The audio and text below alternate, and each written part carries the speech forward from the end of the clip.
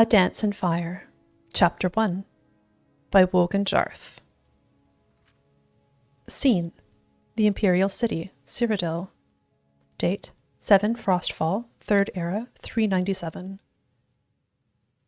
It seemed as if the palace had always housed the Atreus Building Commission, the company of clerks and estate agents who authored and notarized nearly every construction of any note in the Empire.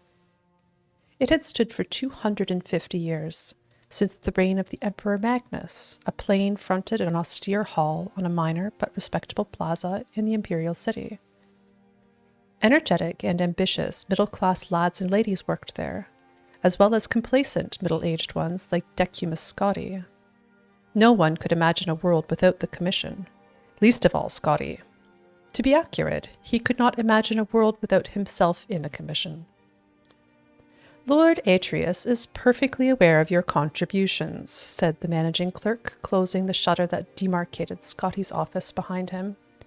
But you know that things have been difficult. Yes, said Scotti stiffly.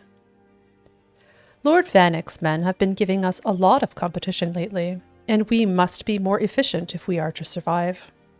Unfortunately, that means releasing some of our historically best, but presently underachieving senior clerks. I understand. Can't be helped. I'm glad that you understand, smiled the managing clerk, smiling thinly and withdrawing. Please have your room cleared immediately. Scotti began the task of organizing all his work to pass on to his successor. It would probably be young Imbralius who would take most of it on, which was as it should be, he considered philosophically. The lad knew how to find business. Scotti wondered idly what the fellow would do with the contracts for the new statue of Saint Alessia for which the Temple of the One had applied. Probably invent a clerical error, blame it on his old predecessor, Decumus Scotti, and require an additional cost to rectify. I have correspondence for Decumus Scotti of the Atreus Building Commission? Scotti looked up. A fat-faced courier had entered his office and was thrusting forth a sealed scroll. He handed the boy a gold piece and opened it up. By the poor penmanship, atrocious spelling and grammar, and overall unprofessional tone, it was manifestly evident who the writer was. Aloud's Juris, a fellow clerk some years before, who had left the commission after being accused of unethical business practices.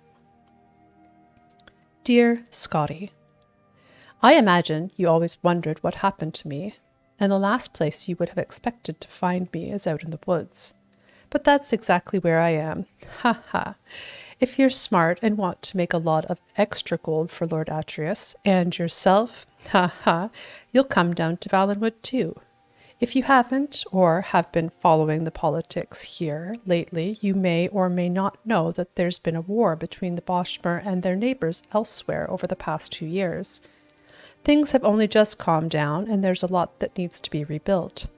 Now, I've got more business than I can handle, but I need someone with some clout, someone representing a respected agency to get the quill in the ink.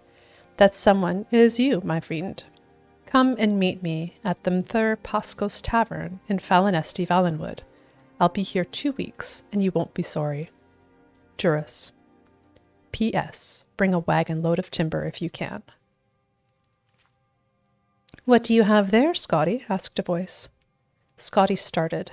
It was Imbralius, his damnably handsome face peeking through the shutters, smiling in that way that melted the hearts of the stingiest of patrons and the roughest of stonemasons.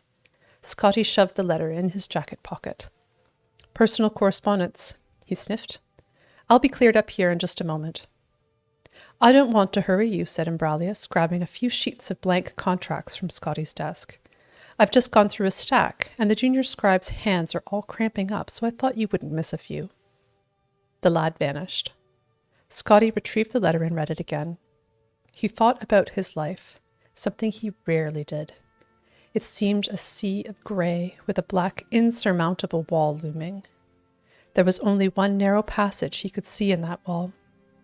Quickly, before he had a moment to reconsider it, he grabbed a dozen of the blank contracts with the shimmering gold leaf Atreus Building Commission by appointment of His Imperial Majesty, and hid them in the satchel with his personal effects. The next day he began his adventure with a giddy lack of hesitation. He arranged for a seat in a caravan bound for Valenwood, the single escorted conveyance to the southeast leaving the imperial city that week. He had scarcely hours to pack, but he remembered to purchase a wagon load of timber. "It'll be extra gold to pay for a horse to pull that," frowned the convoy head. "So I anticipated," smiled Scotti with his best Imbralius grin. 10 wagons in all set off that afternoon through the familiar Cyrodiilic countryside. Past fields of wildflowers, gently rolling woodlands, friendly hamlets. The clop of the horses' hooves against the sound stone road reminded Scotti that the Atreus Building Commission constructed it. 5 of the 18 necessary contracts for its completion were drafted by his own hand.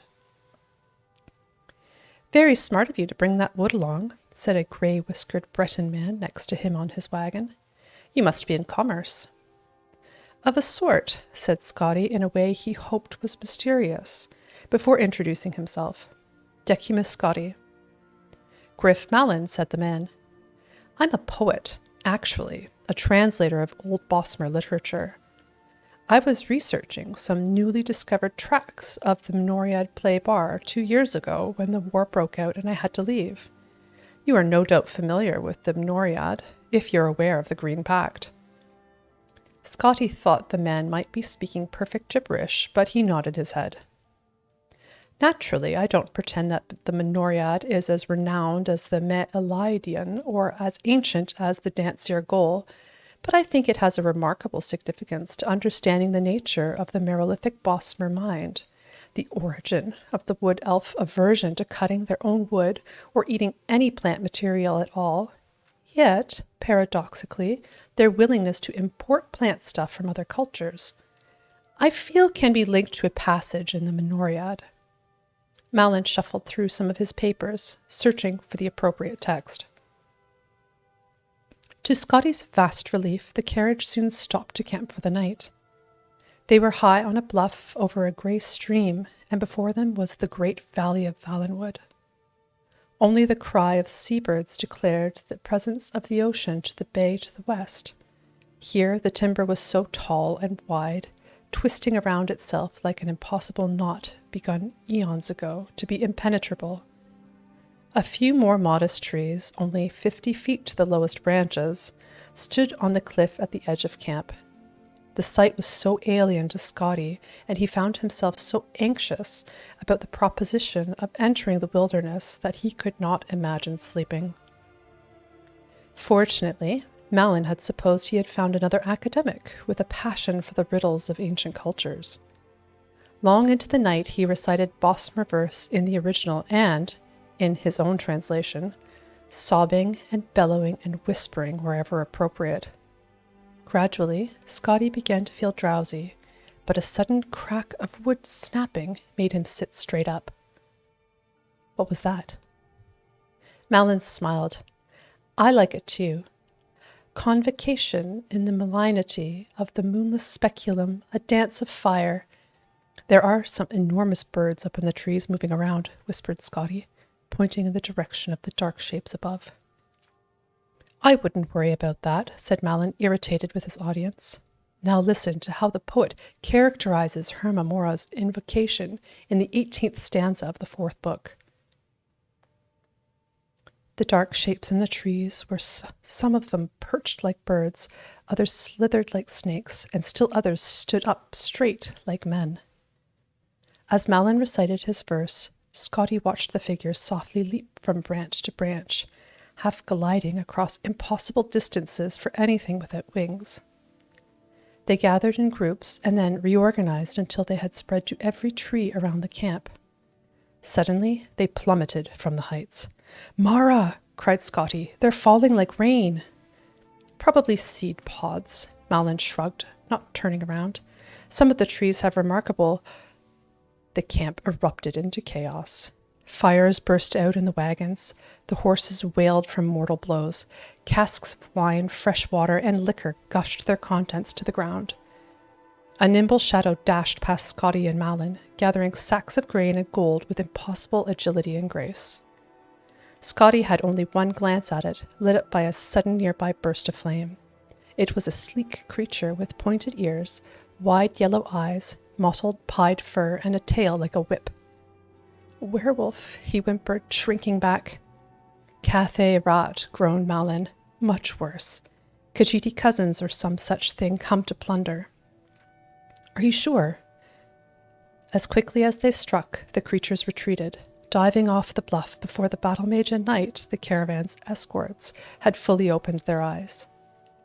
Malin and Scotti ran to the precipice and saw 100 feet below the tiny figures dash out of the water, shake themselves, and disappear into the wood. "Werewolves aren't acrobats like that," said Malin. They were definitely Cathay rat. Bastard thieves. Thanks Stendar, they didn't realize the value of my notebooks. It wasn't a complete loss.